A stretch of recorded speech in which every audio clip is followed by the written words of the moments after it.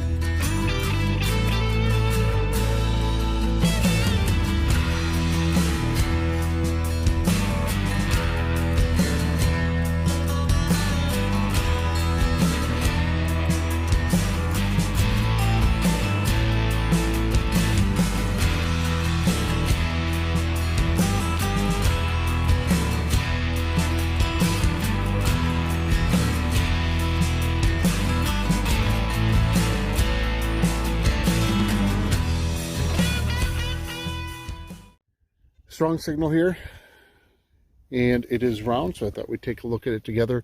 This maybe is, I don't know, I would guess 4, 5, maybe 6 inches down. Again, it is round. I do not know what, oh my gosh.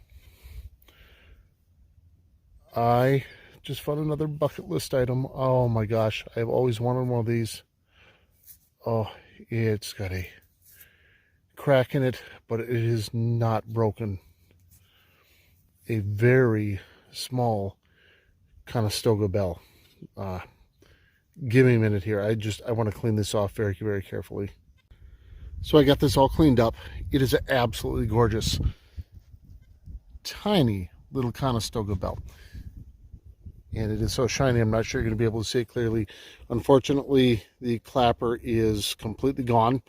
That likely would have been iron, so that would have rusted out and disappeared many years ago. It does have a crack in it, but it is going to stay put in place. Very, very beautiful little piece. Very excited about that one. Another bucket lister. Very first Conestoga bell ever. I will take that and be more than thrilled today. That is the find of the day.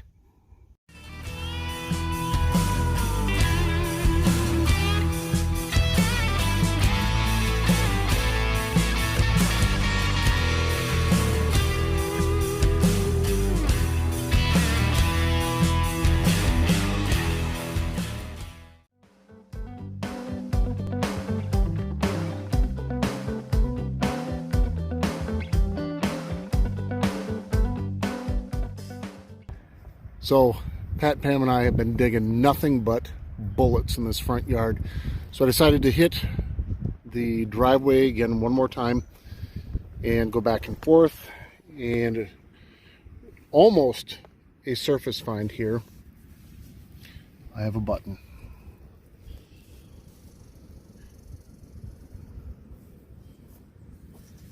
And it is military. Oh my gosh. That is crazy. Let me brush this off real quick and carefully.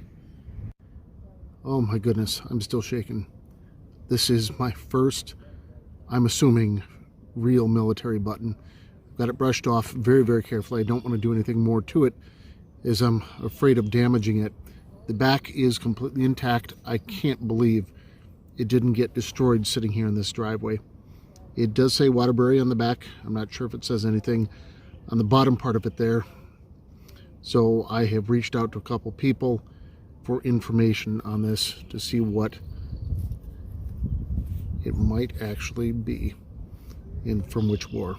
Very, very excited about this one. Oh my gosh. So I've been making my way through this park and along this set of trees just before I leave here. Off to the right, just behind me, there was a train track set that was removed many years ago that ran between several communities here in southeast Minnesota. Just a few inches down, maybe 4 or 5 inches down. I've got a dime next to it for size comparison. I found my first ever bale seal. So bale seal is made out of lead, and it would have been used to bind goods together. I'm assuming something may have fallen off the train as it came through town here. Maybe not. This also was a working farm as well, but very thick, very heavy for its size. You can see where the twine would have gone through, and then this lead would have been softer, wrapped around it, and then crimped in order to hold those goods together.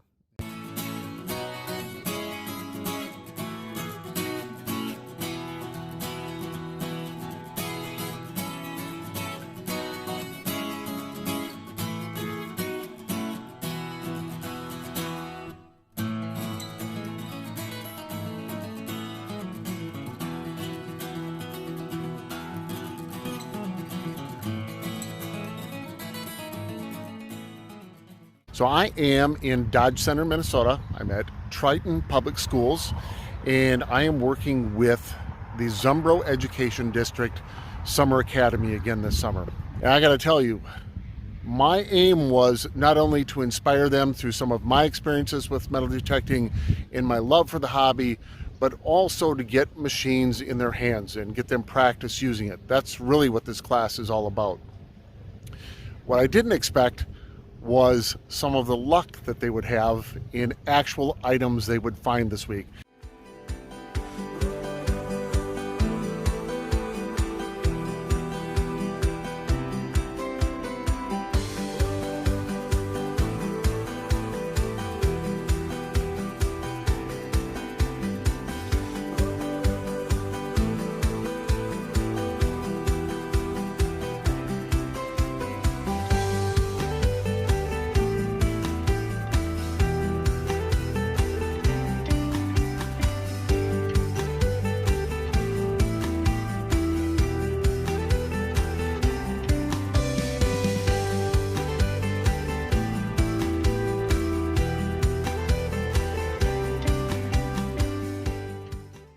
not going to take any more time to clean this up out here. I really don't see a design on it, but the bugs are absolutely attacking me while I stand still here.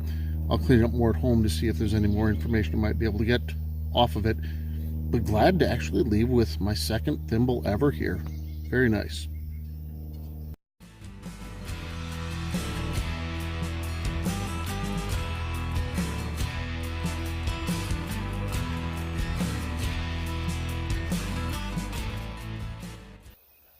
I've made my way onto the small hill behind the stone barn here. Found a horseshoe just up here. Very, very thick. The bugs, again, are relentless. And I was about to call it quits when I found another relic. I found a few of these here. This is a suspender clasp. And it's a beauty. It's got nice design on it. I believe it says IXL. I'm not 100% positive on that. But it does have a patent date of March 7th, 1871. So a very old suspender clasp. Nice to be leaving with that today. I do not mind digging items like this. That is a beauty. Being that I do so much detecting out on farms, in abandoned farms like this one, I've always got company. I get farm dogs that want to help me dig holes. I have cats and goats that come up that are curious about what I'm doing, and almost always have cows that come to see what's going on as well. This herd has joined me out of curiosity on numerous occasions here.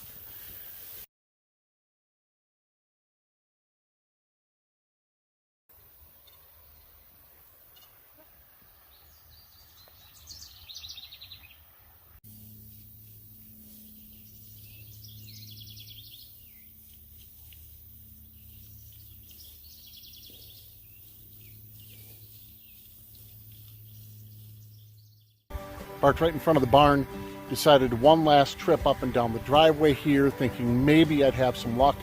This is where I found the sterling silver thimble. Last fall or early this spring, I forget now, right in the middle of the driveway, hardly down deep at all. I had another piece of luck here.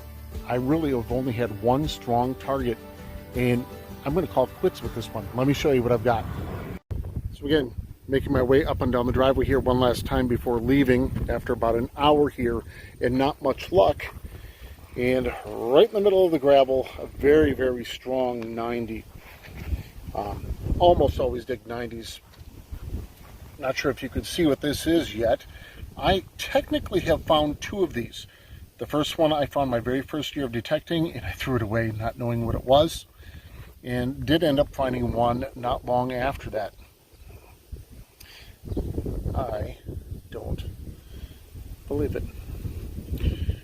For those of you that don't know what this is, the reason I threw it away, my very first one, is I thought it was the handle to a very small screwdriver. Turns out it's not that. This is the valve stem cover to a Model T Ford. Second one ever. Third one technically, but second one that I've got added to my collection. I am leaving very happy with this today. Really only one strong target today, only one really good find. I will take it and be happy about that. I needed something like that today.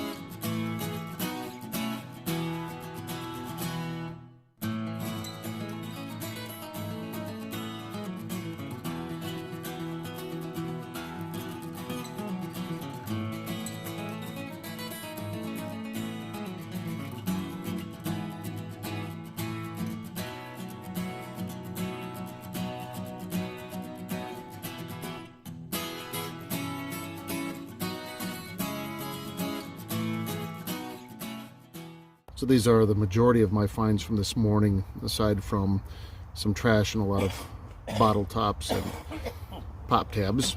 So a couple of pocket knives, 2 religious medallions, a couple of nice tokens here, 2 Wheaties Civil War bullet, a couple of V-nickels, a standing Liberty quarter, silver, and a silver plated spoon.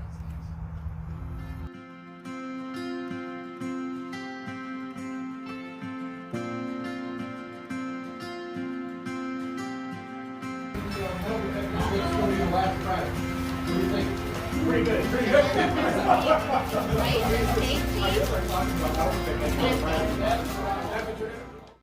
And during lunch for the raffle, I won a Native American carving tool and a couple of Roman coins. I will always take those. Very happy to have those today.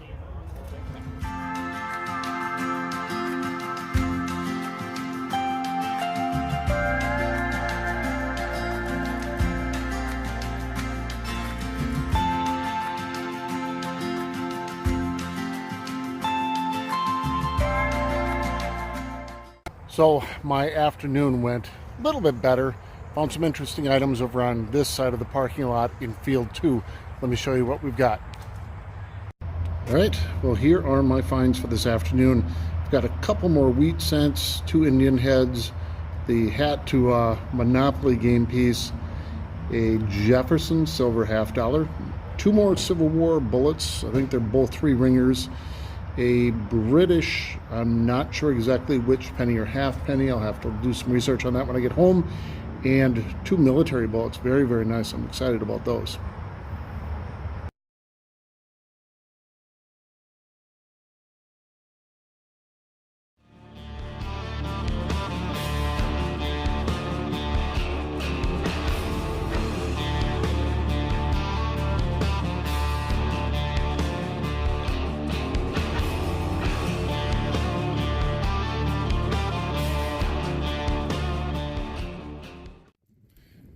Got a button. Looks like a big flat button. Only my second ever. Let's see if there's any design on it. Oh my gosh, there is. Look at this. The shank is completely intact. And there's a design on it. I'm going to clean this up real quick so we can take a closer look at it. Just give me a minute. Well, this is a beautiful flat button. I'm in a bit of shock. This actually happened to me at another permission of mine, about a year and a half ago. I found a button there that did not fit the time era of the farm itself, which leads me to wonder how it got there. I'm wondering how this button got here, possibly on a coat or an item of clothing that someone inherited from a parent or a grandparent. The reason I say that is I found a lot of items here at this location that were mid to late 1800s, and based on the back of this, based on the shank, which I'm very thankful this is all intact, and the way that the metal itself is actually spun, this could be as old as mid to late 1700s, which led me to believe that an article of clothing, or maybe even just the button itself, came here with the person that moved here and farmed here all those years ago. Absolutely gorgeous piece. That is the find of the day. That might even be my find of the year. Glad to leave with that today.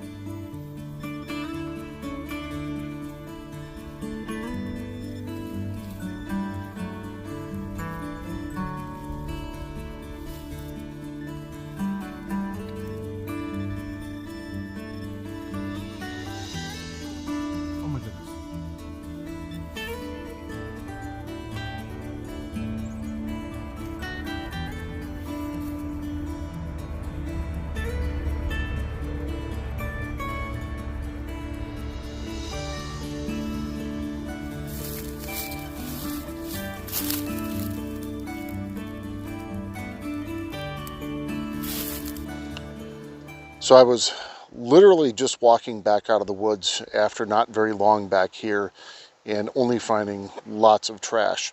Got a really squeaky signal, and I can't believe it's a ring. I have cleaned it up already. I got so excited I wanted to see what it was. It does have a mark on it. It is sterling silver, and there's a maker's mark as well. So I'll have to see if I can figure out exactly who the manufacturer was. Very, very nice. I am extremely curious who would have dropped this. The property owner, maybe one of their daughters. I don't know how far back sterling was marked, and I'm going to have to do some research on that. Could be someone from before them as well. Very, very nice.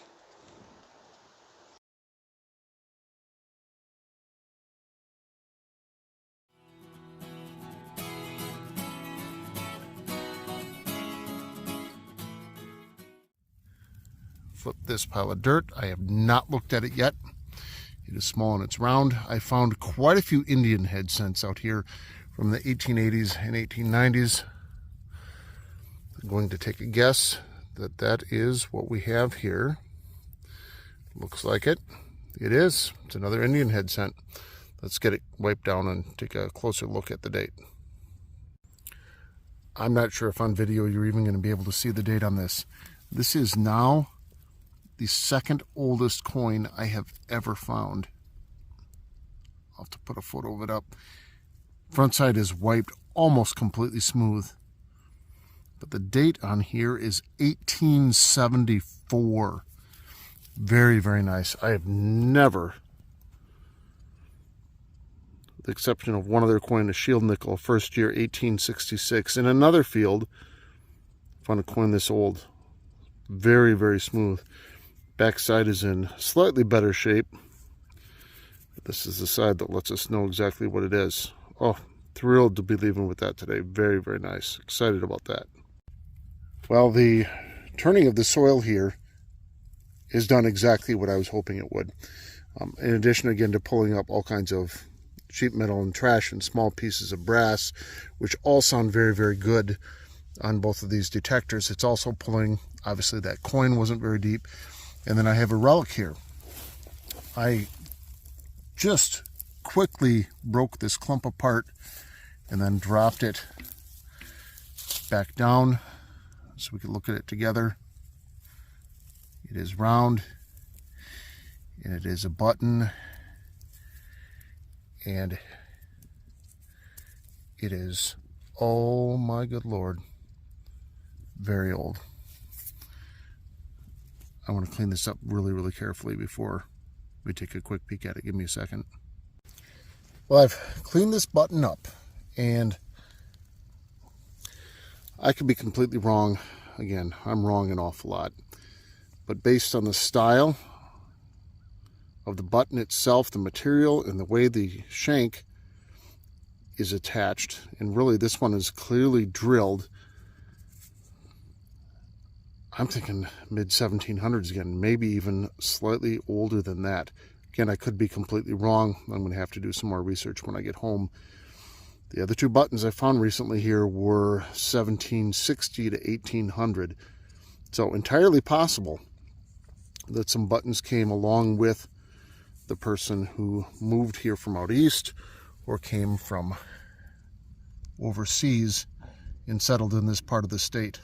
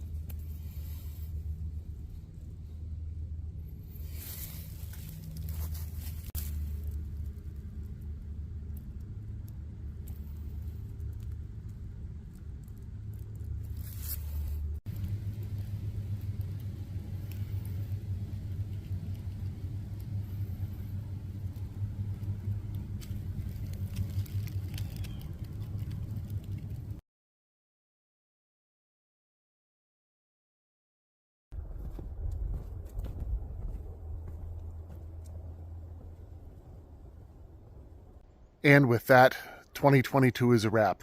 Here's to an amazing 2023. May your year be full of treasure. Remember, every item found has a story to tell. Sometimes it just takes a little digging to figure out what that story is. As always, thanks for joining me again today. Hope to see you again soon.